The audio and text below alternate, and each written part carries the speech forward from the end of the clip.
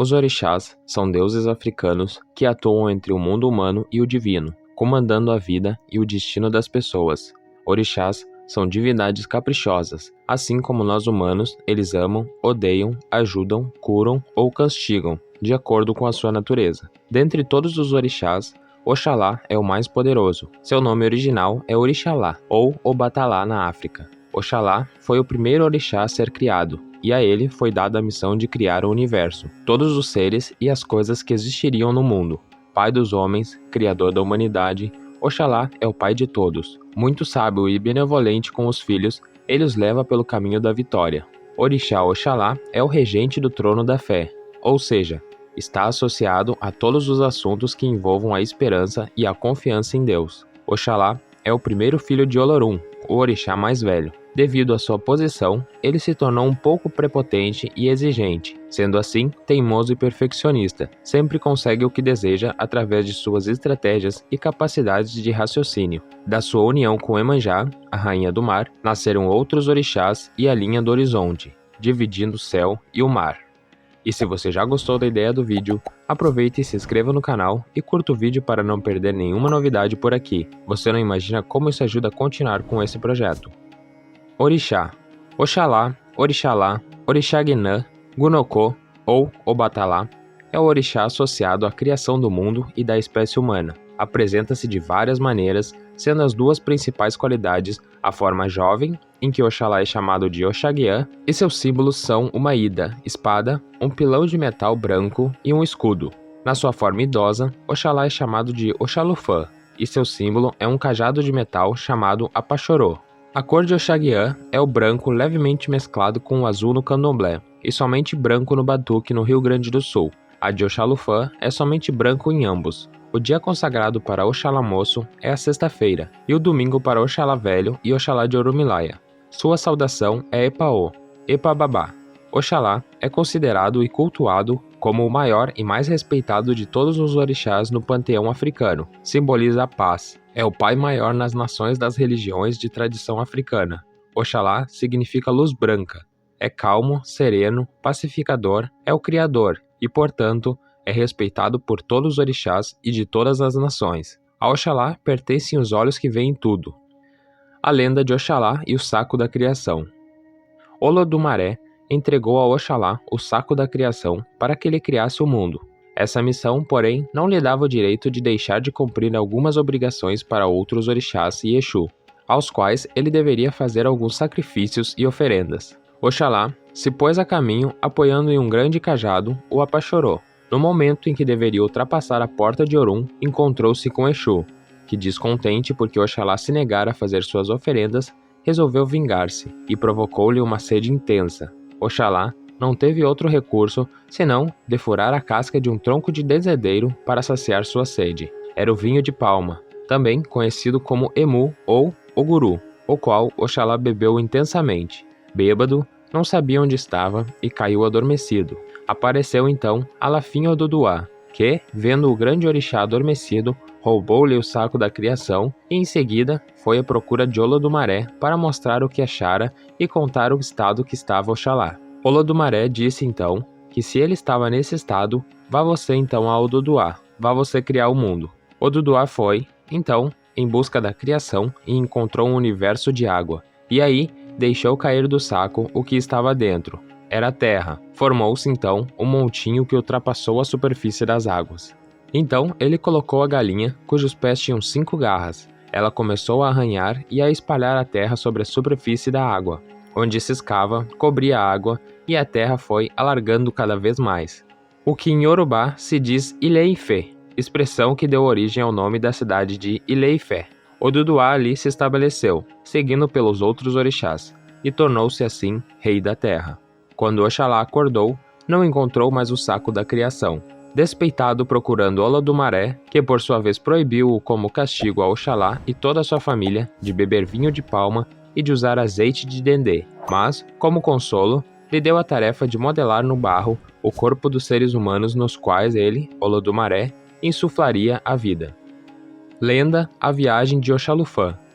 A narrativa do mito das Águas de Oxalá inicia-se com Oxalá decidindo fazer uma visita a Xangô, a divindade dos raios e dos trovões. Como era de costume na terra dos orixás, Oxalá consultou um babalaô para saber como seria a viagem. Apesar dele ter recomendado que a viagem não se realizasse, Oxalá já havia se decidido deslocar-se para Oió. Então, Babalaô lhe disse: leve 3 mudas de roupas brancas, pois Exu irá dificultar seus caminhos. Também aconselhou que ele levasse consigo 3 panos brancos, limo da costa e sabão da costa, e que aceitasse fazer tudo o que pedissem no caminho sem reclamar de nada. Acontecesse o que acontecesse, seria uma forma de não perder a vida.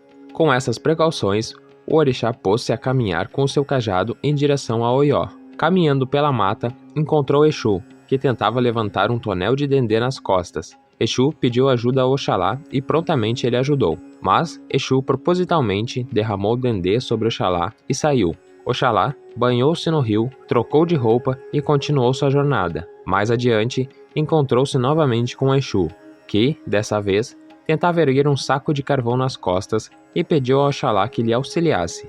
Novamente, Oxalá o ajudou e novamente Exu derramou o carvão sobre Oxalá. Oxalá se banhou no rio, trocou de roupas e prosseguiu a sua jornada a Oió. Mais uma vez, encontrou com Exu, que agora estava tentando erguer um tonel de melado, e a história se repetiu. Ao aproximar-se de Oió, avistou um cavalo branco fugitivo dos estábulos de Xangô e resolveu devolvê-lo ao dono. Antes de chegar na cidade, foi abordado pelos guardas que o mal interpretaram e julgaram ele como um ladrão de animais. Agrediram-no violentamente, quebrando seus braços e pernas. Oxalá foi levado à prisão do palácio e lá esquecido por 7 anos. Durante esse tempo, o reino de Xangô foi assolado por pestes e infortúnios. Entrou em decadência, sofrendo a pior seca, que comprometeu toda a colheita. Epidemias, doenças e mortes se sucederam com frequência, fazendo com que o povo se revoltasse com Xangô. Sem outra solução, ele foi à procura de um babalaô da região, que faz o jogo e lhe diz: um homem que usava roupa branca foi preso injustamente. O que está acontecendo é uma revolta natural pela injustiça cometida. A vida está aprisionada em seus calabouços, como um velho que sofre injustamente como prisioneiro, pagando por um crime que não cometeu. Com essa resposta, Xangô foi até a prisão e lá encontrou Oxalá, todo sujo e maltratado. Imediatamente o levou ao palácio, chamou todos os orixás, cada um carregava um pote com água da mina e um a um os orixás iam derrubando suas águas em Oxalá para lavá-lo. O rei de Oió mandou seus súditos vestirem-se de branco e que todos permanecessem em silêncio, pois era preciso, respeitosamente, pedir perdão a Oxalá. Xangô vestiu-se também de branco e nas suas costas carregou o velho rei que foi levado para as festas em sua homenagem. Todo o povo saudava Oxalufã e Xangô. Depois de desfeito o mal-entendido, a chuva chegou, as culturas de alimentos prosperaram e as enfermidades cessaram. Todas as coisas do reino de Xangô voltaram à normalidade. A cerimônia das Águas de Oxalá rememora esse episódio mítico com uma procissão representada a viagem de Oxalá. Trata-se de um cerimonial complexo que se estende por 17 dias e constitui um marco nas práticas e nos rituais que se sucedem no decorrer do ano litúrgico no candomblé. Oxalá no Brasil.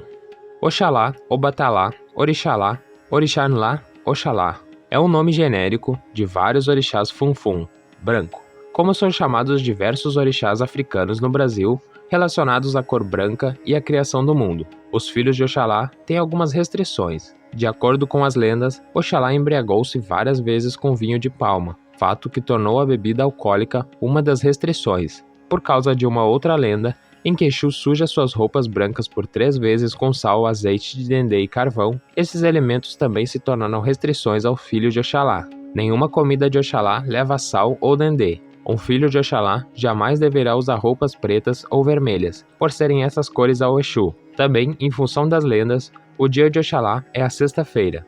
No candomblé, tanto no Brasil quanto em outros países, todos os iniciados e frequentadores costumam se vestir de branco em homenagem a Oxalá. Os filhos de Oxalá não comem comida de sal e muitos adotaram não comer carne na sexta-feira, somente peixe. Contudo, também se acredita que esses costumes tinham relação com a Igreja Católica e o sincretismo de Oxalá com o Senhor do Bonfim da Bahia. Costume também adotado pelos restaurantes, em que nas sextas-feiras servem a pescada branca com molho de camarão. Oxalá na Bíblia. Sabia que os deuses africanos são sincretizados no cristianismo? Dessa forma, é comum que as pessoas procurem pelo que Oxalá na Bíblia significa ou ainda o que significa Oxalá no cristianismo. Na Bíblia, esse orixá é sincretizado por Jesus Cristo. Isso porque ambos são vistos como os filhos de Deus maior. As características dele também são semelhantes. Jesus Cristo é conhecido pelo seu amor ao próximo, paciência, cautela e orientação. Nessa questão, Jesus Cristo teve um papel muito importante para a história no cristianismo, da mesma forma que Oxalá é visto no candomblé e na Umbanda.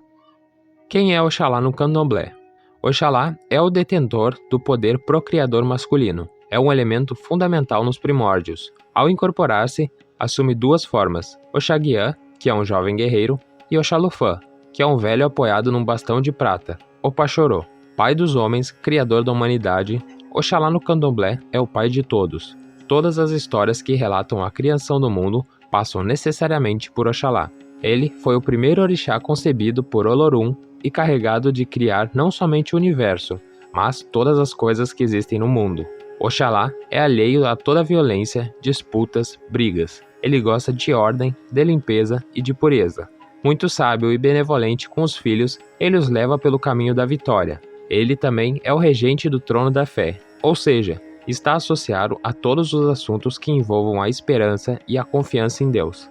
Devido à sua posição, Oxalá se tornou meio prepotente e exigente, sendo assim muito teimoso e perfeccionista. Sempre consegue o que deseja através de suas estratégias e capacidades de raciocínio. A maior interdição de Oxalá é o azeite de dendê, que jamais deve macular as suas roupas, ou seus objetos sagrados e muito menos seu alá. A única coisa vermelha que Oxalá permite é a pena de Icodité, prova de sua submissão ao poder genitor feminino. Quais são as características dos filhos de Oxalá? Oxalá é dividido em duas personalidades distintas. Dessa forma, seus filhos também são divididos entre diferentes características. Veja a seguir como é dividido os filhos desse orixá. Filhos de Oxalufã. Assim como o pai, os filhos desse orixá possuem aparência envelhecida. Isso porque ele é símbolo da sabedoria. Os filhos presentes nesse grupo não guardam rancor, nem mesmo cultivam sentimentos ruins, pois sabem que todo mal é causado apenas para si mesmo. Geralmente, pessoas calmas, tranquilas e amáveis são filhos de Oxalufã. Mas isso não significa que os filhos deste orixá são facilmente passados para trás. Embora sejam muito assertivos e equilibrados, a teimosia é o principal defeito dessa pessoa. Filhos de Oxaguiã. Pessoas presentes nesse grupo têm como principal característica a contradição. Calmos e com forte ligação da família, eles também são briguentos e comunicativos. Ou seja, há uma dualidade de características que também faz parte da representação de Oxaguiã. Além disso, os filhos desse orixá apresentam ainda características de guerreiros, são bastante intuitivos e lutam pelos injustiçados.